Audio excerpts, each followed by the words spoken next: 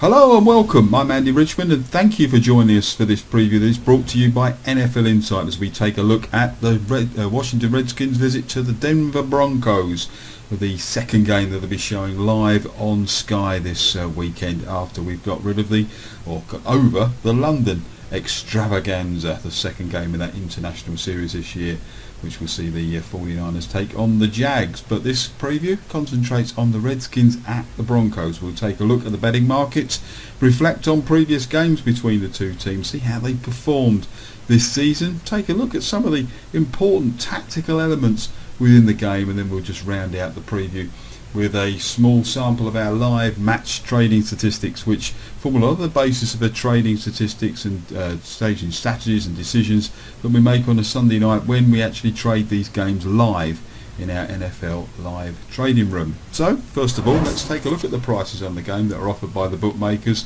and compare them with our NFL Insight tissue price, which we have available on every game. Well, no surprise that the Broncos are pretty deep favourites, around 1.11 with most of the bookmakers. We would have them slightly longer, and the Redskins just a little bit shorter there, but there's probably not as much, well, there isn't as much margin in those prices. Broadly on the handicap, we roughly agree there that there's about a 13.5 point gap between the two teams. Broncos seem to be overcoming a lot of big handicaps this year, but that's what you will having a lot of big handicaps to overcome. That's not necessarily say they're overcoming them. And you can see there the first points of a touchdown. There's about a 46% chance of that happening. That equates to around about a 6-5 chance. Best price I can find for the first points to be from a Broncos touchdown are 4-5. So you can see, comparing those two prices, that we're actually looking at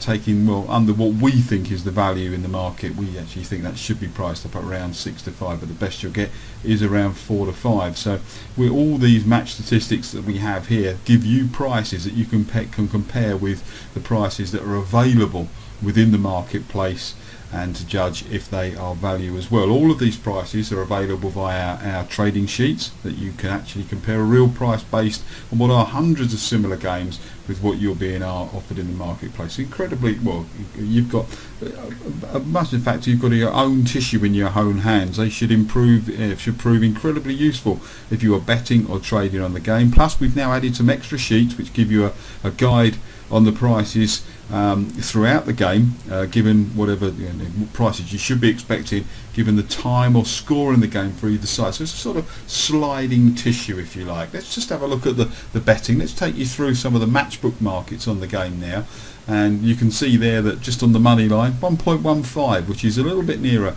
what we think the price should be for the Denver Broncos, and around 7 for the Redskins. So it's true to say Broncos at home, very, very heavy favourites here. The handicap brings them a little bit closer together, and as with the Jags and the 49ers game, it's here that the underdog receiving those points then becomes the favourite. It's meant to bring the sides absolutely dead together. About that 13.5 line, the carrot's been dangled out, and the Washington Redskins with a 13.5 point start. I mean, some of these starts are pretty hard to cover, and they do have a little bit of scoring potential, as we saw against the Bears.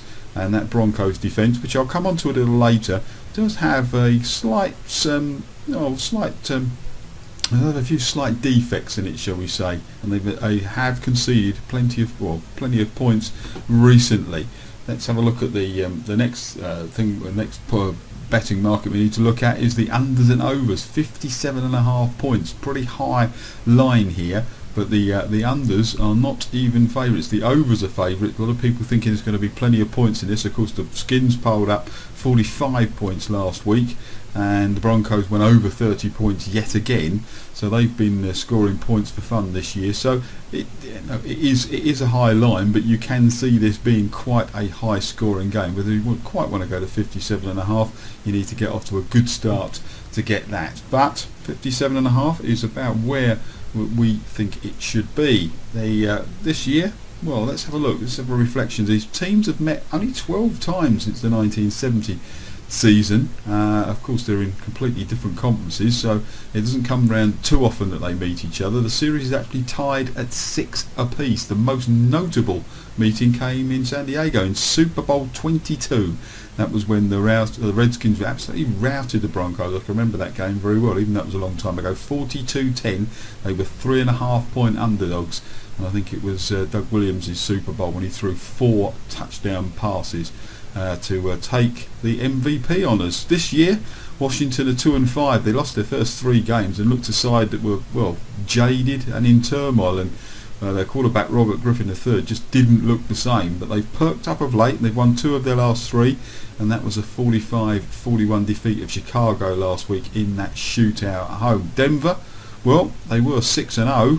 Everyone thought they had a good shot at going 7-0 and keeping pace with the Kansas City Chiefs in that AFC West division, but they were sweeping all before them, but they lost last week to the Colts. Colts had a very good game plan for them in that Luck versus Manning shootout that we saw, and they slipped to 6-1. They're still a pretty decent side. They remain a team in form though. They'd scored 30 plus points in all of their games, so thinking back to that earlier points line that we saw at 57.5, well, you may well be expecting the Broncos to be contributing 30 plus points to that on a Washington defence which is, well, shall we say, not that good this year.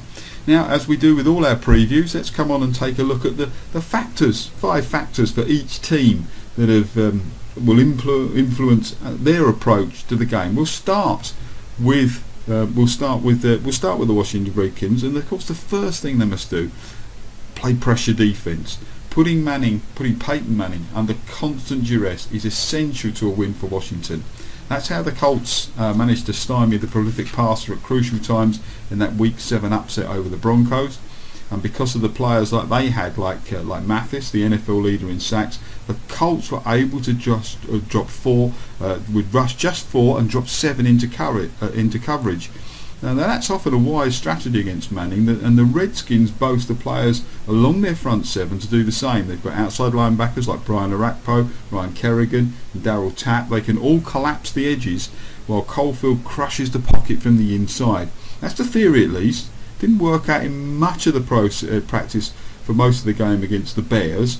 The Washington defence was in fact its most effective when coordinator Jim Haslett unleashed the blitz, but they must bring pressure here.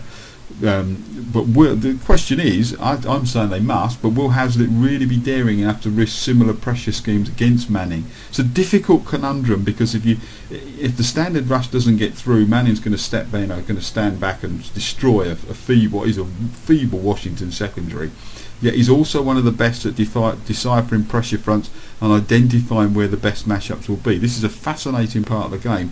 How Jim Haslett decides to bring pressure will be perhaps the most fascinating aspect of this Sunday's game. He does have a lot of schemes. You'll see a lot of the Redskins defence moving around pre-snap to try and confuse and confound Peyton Manning, which is a pretty hard thing to do, but they will be giving him lots of different looks.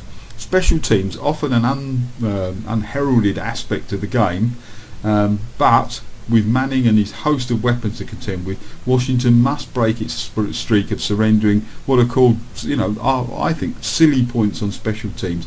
The Redskins have allowed 3 straight returns for touchdowns, and the task for special teams unit will not be easy given the skills of the Broncos return sensation Trindon Holiday. Trindon Holiday's a really, really good return man. Interesting one to see if he might be a prize for an anytime touchdown scorer, because the 4th-year pro has already had 2 scoring returns to his credit this year. He's a major threat both on kickoffs and punts. Now, the special teams coordinator for the Redskins is Keith Burns. He's a former Broncos player under Mike Shanahan, the Redskins head coach, and he's already under immense pressure thanks to consistently woeful performances from his unit. However, his group did a pretty decent job on kickoffs against Chicago, and what they did there was to Devin Hester, they varied their kicks to force Devin Hester to make a different decision every time. Now, Burns will need a similar plan for Holiday, because he is a very, very dangerous kickoff man. I'd also mention in special teams as well that the Redskins have not been punting well, and that has given them an awful lot of problems in field position. Now, last week I was extolling the virtues of a young player from the Cincinnati Bengals, Marvin Jones.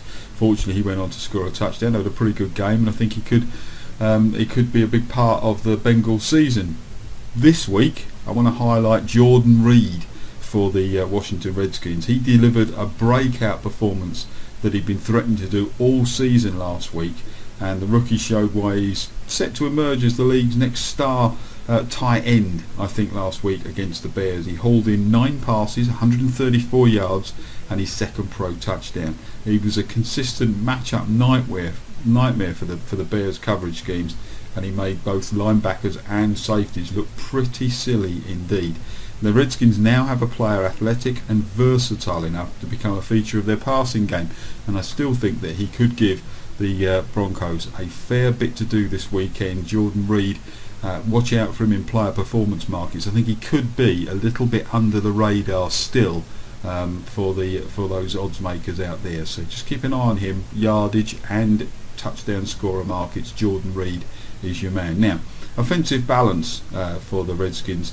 I think they've given up trying. I mean, I often talk about balanced offenses and running as many pass plays as you do running plays, but I think the Redskins have finally accepted that they are a run-first team. They ran the ball 43 times against the Bears, and 38 offensive points followed. Now, the head coach Mike Shannon has built his offense around success on the ground, and rediscovering that formula was very much their key to the second win of the season against the Bears. In total, Washington rushed for 209 yards. They just wore out the Bears' defense in the end. When the running game is working, the play action and bootleg passes, as well as the read option, which I'll come on to talk about next, are all given a better chance of success. Now, the read option, it wasn't nothing we didn't know before, but it's still impressive to see just how significant a difference a dual threat Robin Griffin III makes when he can run the read option. When the young quarterback is running as well as passing, the Redskins are a much better offense, and when they set up that conventional run game, that opens up the read option plays as well. Now, that makes the Redskins a much better offense and a much better team. Now, what made his game against, where he'd actually looked back to be full fitness and full pace as well, was his willingness to attack Chicago's defense on designed option runs, and that kept the Bears guessing all game. Whenever the opponents, and particularly the Bears in this case, were trapped in a guessing game between pass and run, that whole playbook is suddenly open for the Redskins, and big plays usually follow. So if you can get this running again, Griffin produced 84 yards and 11 rushes, and that just opened up the game for the likes of the running backs Morris and Halou. Roy Halou is probably an underused running back for them. Alfred Morris being very much the key to the game. But do watch out for Roy Halou, because if Griffin gets running, it does open up this ground game for Morris and Halou. So when that ground attack is working, Griffin becomes a more efficient passer, and all of that must kick into gear if they are to trouble the Broncos. I think they have a little shot at it, a tiny shot, but everything has got to click into place. Now, what do the Broncos need to do coming off that loss? First and foremost, they need to protect Peyton. This team has got to do a better job of protecting Peyton Manning. The game against the Colts was the first contest where the All-Pro left tackle Ryan Clady, he was really missed. Chris Clark has been a good replacement this year. He's only allowed 1 sack since week 3, but against the Colts he really did struggle against Robert Mathis. The Broncos probably need to keep a tight end in to help block or chip the pass rushers when running with a running back from the backfield. They must protect Manning a lot more, and if Jim Haslett starts using pressure defences, that will come even more and more important. Let's talk about some of the receiving options now that Peyton Manning has, and I think he's gone back to the people he can really trust. Wes Welker, Eric Decker. Last Sunday, Decker was certainly his most reliable player. He had some early season struggles, but he's re-established himself as very much as Manning's go-to guy in 2013. He's caught 8 passes last weekend against the Colts. He caught 8 passes for 150 yards. That's a career high. And just the 1 touchdown. Now, Decker led the Broncos in touchdown catches in 2012 with 13. Now, through 7 games in 2013, he also leads the Broncos in receiving yards with 627. Now, and I'll talk about this, a lot of the other Broncos receivers were shut down for the majority of the game, but the one thing he could rely on in that Colts game was the fact that Eric Decker could get free. And along with Wes Welker, those two are the real security blanket that Manning needs at the moment, and the ones he'll be looking to for his outlet ball. So if you're looking for yardage markets, receiving yardage markets, Eric Decker would very much be the one I was going to, because he is the one that Peyton Manning is looking for. Now, the defence, I've had a few question marks against the Denver defence just for a little while now, and because for a while Peyton Manning has certainly covered up the defects in this defence, because it didn't matter if they let a TD in, up rolled Peyton straight up the end of the field. There you go, we're back in front. Or a lot of the time they were playing with a healthy cushion.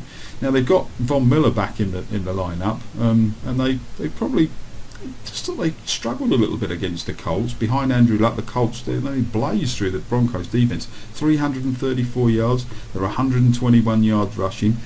Granted, the defence could have been tired. The turnover ball that the Broncos delivered, or mistakes that they made against the Colts, contributed to that, but exhaustion probably doesn't excuse what I described as a lack of poise, and the momentum gained by the 2 early sacks of Luck, one by Sean Phillips for a loss of 8 yards, the other by Terrence Knighton for a loss of 7. That disintegrated by the third quarter, and the defence's discipline also did. They still look almost work in progress, especially the pass rush, and the Redskins might just actually give them a reasonable workout this Sunday. Now, turnovers and penalties. The one thing that did hurt the defence, and ultimately the result against the Colts, were turnovers and penalties. Now, ball security remains a constant issue for this team. Fumbling the football is unacceptable, and Denver need to clean up this problem quickly. They have been quite susceptible to it this year. Ronnie Hillman fumbled against the Jaguars. That one was actually recovered by the aforementioned Eric Decker. Then this week, he fumbled at a crucial time in the fourth quarter, and it was lost to the Colts. Now, that was a big part of the game. And it's something to watch out for, because No Sean Moreno has established himself as very much the Broncos' go-to running back, as Hillman and Monty Ball have seen their snaps and touches diminish over recent weeks. Hillman's costly fumble versus the Colts won't improve their confidence in the second-year run. Now, that's something else to remember. So I can imagine Ball and Hillman getting less and less carries this week, and Moreno getting even more than he has. The Broncos also need to cut down on penalties. Against the Colts, they were penalised 12 times for 103 yards. They especially need to clean up their discipline on defence to prevent unnecessary penalties. They keep getting flagged for silly late hits. It's not about being the bully defensively. In fact, sometimes it can even cause a momentum shift the other way. I wanted to talk also about the two Thomases on the Denver Broncos team, Demarius and Julius. Now, they seem to have swept all before them at the start of the season, especially wide receiver Demarius Thomas. But in the last couple of games, he's almost been a little bit conspicuous by his absence. Okay, he had 82 yards, 4 catches and a TD on Sunday, but for a lot of the game he was quite anonymous, and I just wonder whether sides are starting to actually work him out, and that's why I'd be keener on players like Eric Decker, Wes Welker getting the ball at the moment, especially as Peyton Manning seems to have gone back to them. Thomas, all for his 82 yards, was still almost anonymous. He's gone missing in a big game again. The other Thomas I want to talk about, Julius, is obviously their tight end. Now, he had a stellar game against the Cowboys, 122 yards, 9 receptions, 2 TDs, and he has scored in nearly all. I mean, he's scored a touchdown in all but one of the Denver Broncos games. He still gives defenses a particular matchup problem. He hasn't been that great in the last couple of weeks, but the Redskins have struggled against tight ends, and I can expect to see him being back at the fulcrum of the Broncos offense this week. So there's some keys to the game for both sides. I mentioned at the top of the show that we have our exclusive trading stat sheets, and these have lots of information about how sides have responded in certain situations before and how often they go on to win a game in certain situations. It give you a guideline and a price to what is an offer and what can compare. Here you can see that if Denver are leading by 7 points at half time, they've got a 92% chance to go on and win the game, whereas Washington only have a 41% chance. Obviously you could equate those percentage chances back into prices, and Denver likewise, if the game's tied at half time, 80% chance to go on and win the game. Just give you an idea of where you could start to look at prices and where they should be. Denver would still very much be in the game. So those situations. We've also got more trading statistics here, and such as what are the chances of sides taking a 14-0 lead, which you can also start to look at, or the chances of leading by 7 points or more in the fourth quarter. In fact, Denver have a 78% chance of being able to do that. And all these percentages have been developed from looking at hundreds of games where similar situations have occurred between sides of a similar strength, and all those sorts of things have happened. And what we've also managed to develop now is a spreadsheet which comprise the match throughout the game, depending on the current score, which will give you the margin and the time elapsed, and those are exclusively available as part of our Insiders Club. The statistics I've shown you there are just a small taster of the cornucopia of data that we've got available in those, not only in those sheets but in the live trading prices as well. They're all exclusive to NFL Insight, and via the live via the live updates that are available in our trading room. That makes us able to assess match situation and the odds available at an instant, and how the prices are going in that game. Now, the match previews are just a small part of what we do at NFL Insight. If you like what we're doing, then please subscribe to our YouTube channel, NFL Insight TV channel, via YouTube, which will bring you all the latest previews and throughout the year. I'll be back with more previews throughout the year, right through to the playoffs, and of course the Super Bowl with the big matches here on the NFL. If you like those, then please subscribe to the channel. If you want more betting focused previews, you probably need to check out our website, which is www.betting-insight.com, and go to the NFL section there, where we take a look at all the best betting opportunities on the game once we've taken a lot of these tactical factors into account. Come and get involved with us at NFL Insight, where we're producing lots of NFL previews, statistics, trading views and betting advice, and tying all of those together to give you the best possible product. NFL Insight is at the forefront of a new way of looking at and betting on the NFL.